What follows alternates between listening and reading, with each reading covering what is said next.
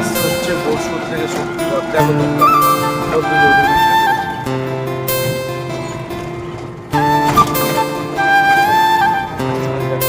তোমরা বিশাল একটা বসুর থেকে শক্তিগড় যাচ্ছে।